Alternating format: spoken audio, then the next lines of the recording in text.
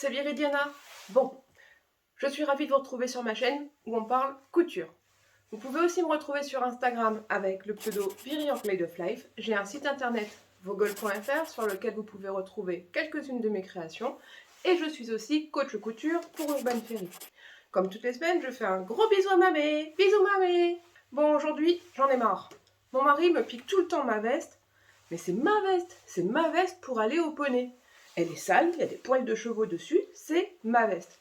Du coup, je veux la personnaliser pour qu'il ne me la prenne plus. Alors, en général, on fait ça côté poitrine, mais là j'ai une poche. Donc je vais essayer de le faire plus haut, juste ici. Une personnalisation avec un cheval et peut-être mon prénom. Comme ça, il pourra plus se tromper, ce sera ma veste. Et si possible, je vais le faire en rose, comme ça, il ne se trompera plus. Allez, c'est parti!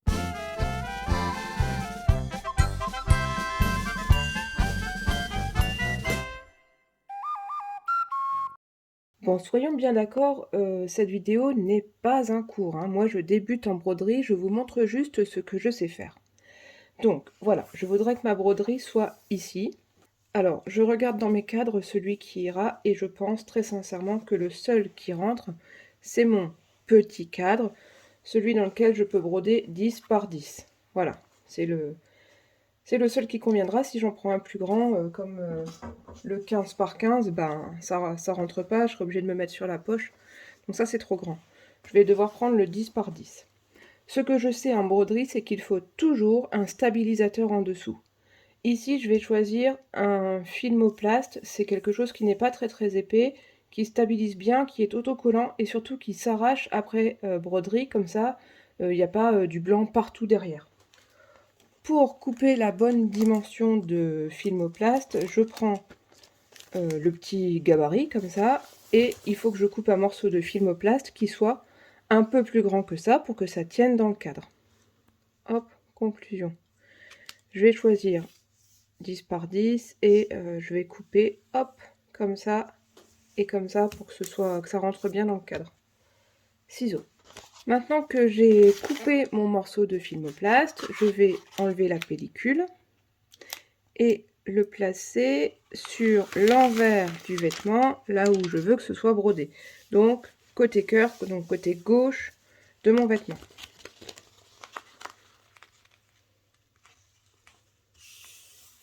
Je fais attention à ne pas faire de plis. C'est pas grave, hein, si ça empiète un peu sur le col, tout ça sera arraché à la fin. Voilà, et maintenant, je vais placer cette partie du vêtement dans le cadre. Alors, j'ai bien vérifié, mon soft shell est assez souple pour que ça rentre dans le cadre. Quand c'est pas assez souple, il y a une autre technique, c'est-à-dire qu'on met un stabilisateur dans le cadre et qu'on vient épingler ou coller le vêtement sur ce stabilisateur, mais il ne rentre pas entre les deux parties du cadre. Voilà. Donc, je place la base du cadre. Je place mon vêtement.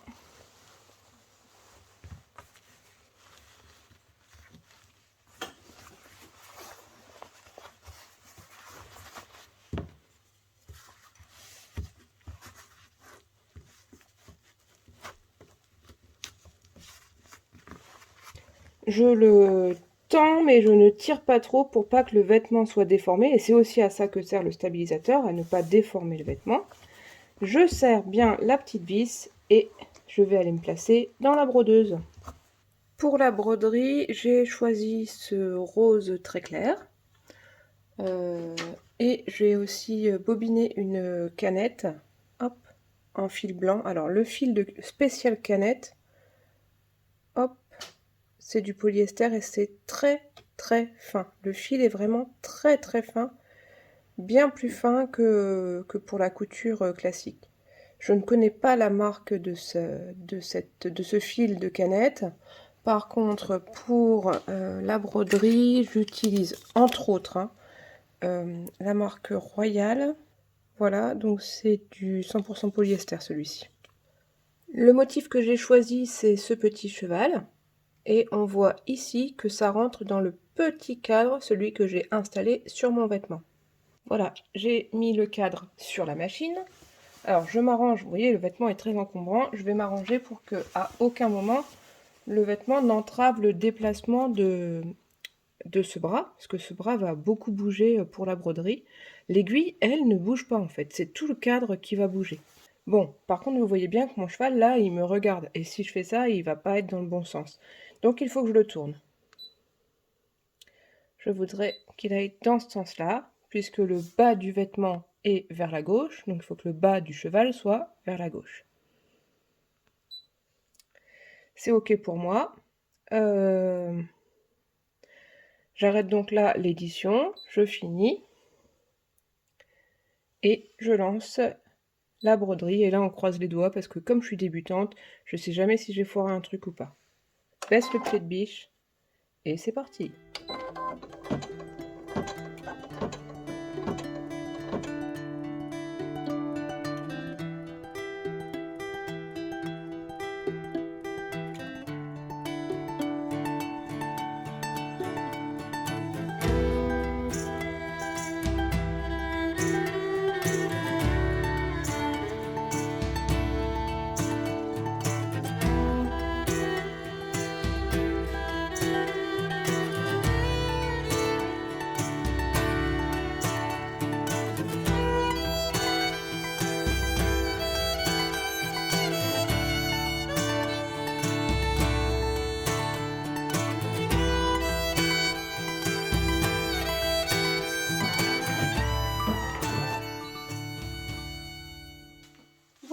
Voilà à quoi ressemble maintenant ma veste avec un cheval pour que mon mari ne se trompe plus avec la sienne. Celle-là, c'est la mienne.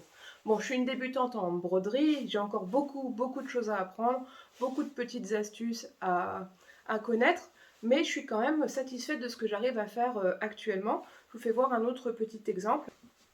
Ici, j'ai brodé du simili-cuir avec la technique de l'appliquer. Je trouve que le résultat est vraiment sympathique. Voilà, je commence. J'aime beaucoup, je vais pouvoir personnaliser plein de choses. Ce que je voudrais surtout, c'est personnaliser les t-shirts que je peux coudre. Et là, le broderie sur jersey, c'est encore une autre technique de stabilisation, etc. Donc, je vais apprendre tout ça et j'essaierai de vous montrer au fur et à mesure l'avancée de mes apprentissages. Bon, si cette vidéo vous a plu, mettez un petit pouce. Surtout, abonnez-vous et on se retrouve la semaine prochaine pour une nouvelle vidéo. Des bisous!